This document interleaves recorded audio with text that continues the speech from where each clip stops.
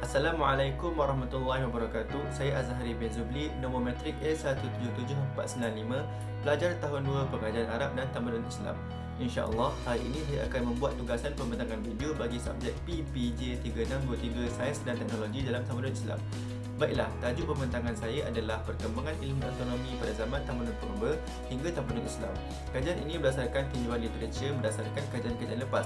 Dalam kajian ini, secara keseluruhannya saya menggunakan 20 bahan rujukan yang terdiri daripada jurnal dan artikel. Saya mulakan dengan persoalan apa itu astronomi.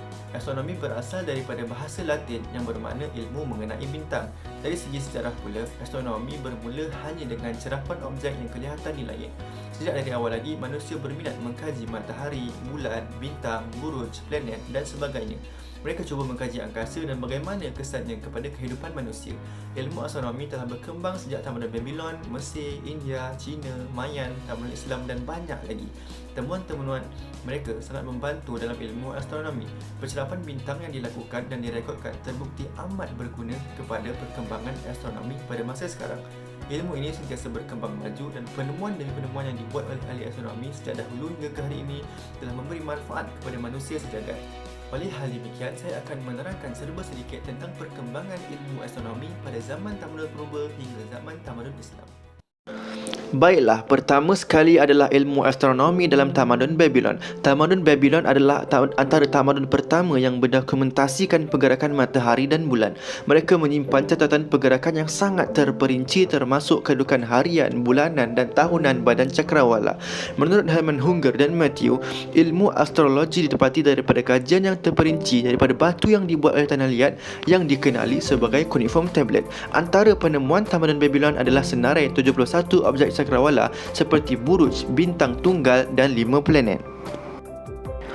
Seterusnya, ilmu astronomi dalam Tamadun Mesir Purba. Dalam Tamadun Mesir Purba, perkara yang paling ketara dapat kita lihat adalah one of the seven wonders of the world, iaitu piramid.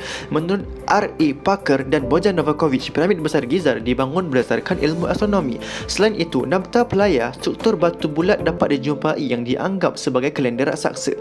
Tamadun Mesir mengembangkan sistem kalender yang hampir sama dengan sistem yang kita gunakan sekarang. Selain itu, pada siling astronomi di Tomb of Semut di Mesir terdapat temuan tentang astronomi. Tamadun Mesir juga berjaya mencipta kalender dan jam bintang. Seterusnya adalah ilmu astronomi yang terdapat dalam Tamadun India. Berdasarkan kajian Syed Muhammad Ashfaqu, astronomi di India pada awalnya terikat dengan agama. Pada awalnya, masyarakat Tamadun ini percaya bahawa bumi itu leper dan disokong oleh 4 ekor gajah dan banyak lagi pendapat-pendapat yang lain yang terdapat dalam Tamadun India. Kegiatan astronomi India Purba bermula dengan keperluan masyarakatnya kepada sebuah kalender yang baik. Satu tahun dibahagikan kepada 3 musim. Selain itu, wujud penemuan tentang bulan-bulan interkalari. Astronomi India sudah mengetahui matahari suatu bintang yang merupakan pusat kepada sistem solar. Ahli astronomi yang terkenal dalam Tamadun India adalah Aryabhata, Varahamihira dan Brahmagupta. Seterusnya, ilmu astronomi yang terdapat dalam Tamadun Cina. Menurut Yun Li Shi, dalam kajiannya, tamadun ini mempunyai salah satu dokumentasi pemerhatian astronomi yang paling terperinci. Zhang Di adalah salah satu ahli astronomi yang paling terkenal dalam Tamadun Cina kuno. Dia adalah orang pertama yang memperhatikan Ganymede, iaitu satelit alami planet Jupiter. Selain itu, Shi Shen juga ahli astronomi Cina yang berjaya membuat salah satu katalog bintang paling terperinci dan tertua. Masyarakat Tamadun Cina juga berjaya memperhatikan supernova. Seterusnya, peta bintang terpelihara yang paling awal diketahui di dunia yang wujud iaitu Dunhuang Star Atlas. Selain itu, wujud penemuan tentang sistem kalender, ilmu tentang matahari, siang dan malam dan ilmu tentang planet.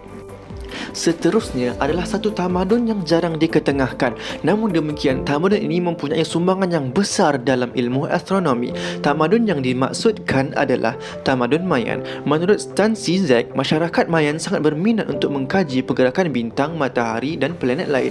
Melalui pemerhatian ini, mereka mengembangkan kalender Maya untuk mengawasi peredaran masa.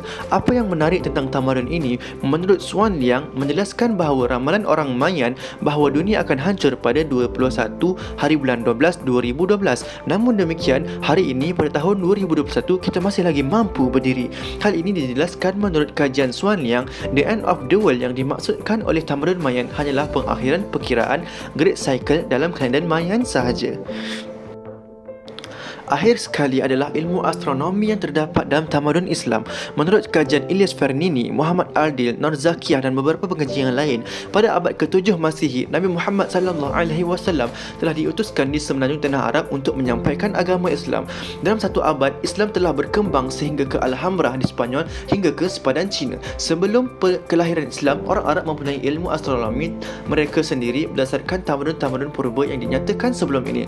Secara ringkas, tempoh masa utama pertumbuhan ilmu astronomi Islam adalah pertama mengetahui melalui wahyu Al-Quran, seterusnya berkembang zaman transformasi teks kuno iaitu bahasa Yunani, Cina, India dan lain-lain. Pada abad ke-8 dan ke-9 mereka menterjemah karya-karya besar yang terdapat dalam pelbagai tamadun yang dijelaskan sebentar tadi mengenai astronomi ke dalam bahasa Arab, merangkumi bahasa Yunani, Sanskrit, Ibrani dan sebagainya. Hingga kemudian datang era pemikiran dan pengaruh ilmu astronomi yang dikembangkan dan hasil kajian wujudnya ilmu astronomi baru oleh sarjana Islam pada abad ke-9 dan ke-11. Antara tokoh yang dikenali dalam ilmu astronomi tamadun Islam adalah Ibnu Haytham, Al-Khawarizmi, Al-Farhani dan banyak lagi. Secara ringkas, perkembangan ilmu astronomi pada zaman tamadun purba yang saya terangkan sebentar tadi dan terdapat beberapa tamadun yang tidak saya sempat terangkan dapat memberi kesan yang besar dalam ilmu astronomi dalam tamadun Islam. Seterusnya, tamadun Islam memberi sumbangan yang sangat besar dalam dunia astronomi pada zaman kemudiannya.